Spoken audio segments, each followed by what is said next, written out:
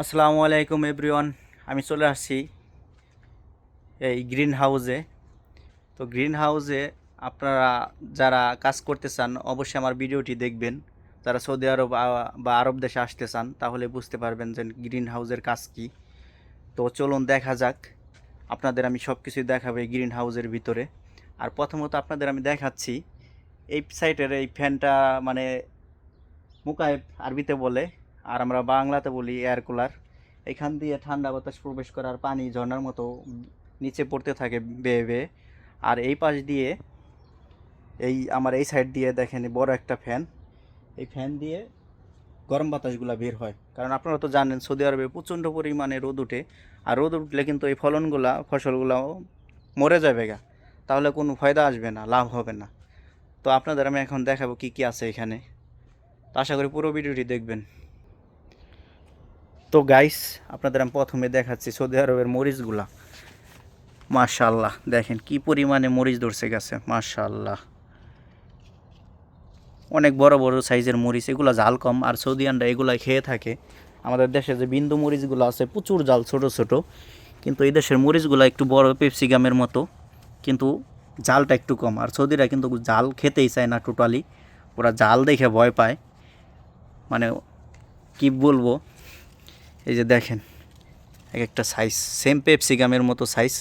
আর এই মরিচগুলা হালকা জাল, এইগুলির জন্যই সৌদি আরবে এই সমস্ত মরিচ গাছ রোপণ করে থাকে। এখানে সবগুলা গাছেই মাশাআল্লাহ মরিচ আসছে, কি সুন্দর।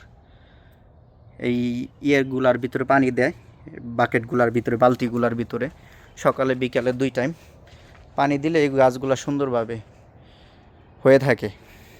দেখেন সারিবদ্ধভাবে কি সুন্দরভাবে এগুলারকে পরিচর্যা করছে আমাদের এক নেপালি ভাই। তো এখানে আছে পেঁপে গাছ, এগুলো হচ্ছে ছোটো ছোটো চারা। এখানে পেঁপেও ধরছে গাছে। তো গাছে পেঁপেগুলো অনেক সুন্দর, মাশাআল্লাহ। দেখেন মাশাআল্লাহ, অনেক বড় সাইজের পেঁপে। আর সৌদি আরবের পেঁপেগুলো কিন্তু ভাই প্রচুর পরিমাণে মিষ্টি হয়ে থাকে। যারা সৌদি আরবে আসেন এখন বর্তমানে, তারা বলতে পারবেন যে সৌদি আরবের পেঁপে কী পরিমাণে যে মিষ্টি। আমি নিজে খাইছি, তো এর জন্য বলতেছি।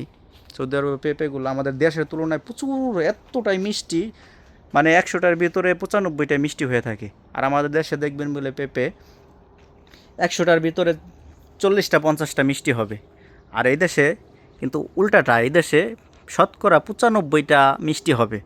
এটা গ্যারান্টি সহকারে আমরা বলতে পারি। আমরা যখন জুস বানাই পেঁপের, তখন আমরা জানি যে পেঁপেগুলা কীরকম হয় সৌদি আরবের। আর এই পাশে হচ্ছে এগুলো হচ্ছে দইনা পাতা। এই যে এগুলো হচ্ছে দইনা পাতা, মাশাআল্লাহ অনেক সুন্দর হয়েছে দইনা পাতা। এগুলো মরে গেছে, এখানে আরও আসলে। আর এই যে এগুলো হচ্ছে অ্যাভোকাডো গাছ। তো আমার ভিডিওগুলো যদি আপনাদের কাছে ভালো লাগে, অবশ্যই একটা কমেন্ট করে জানাবেন, কারণ কমেন্ট করলে তো আপনাদের ক্ষতি নাই। আর যে কোনো মতামত জানার থাকলে আপনারা সকলেই কমেন্ট করে আমাদের জানিয়ে দিবেন। আশা করি আমি সঠিক উত্তরটা দেওয়ার চেষ্টা করব। তো সকলে ভালো থাকবেন, সুস্থ থাকবেন। আজকের মতো এই পর্যন্তই। আল্লাহ হাফেজ।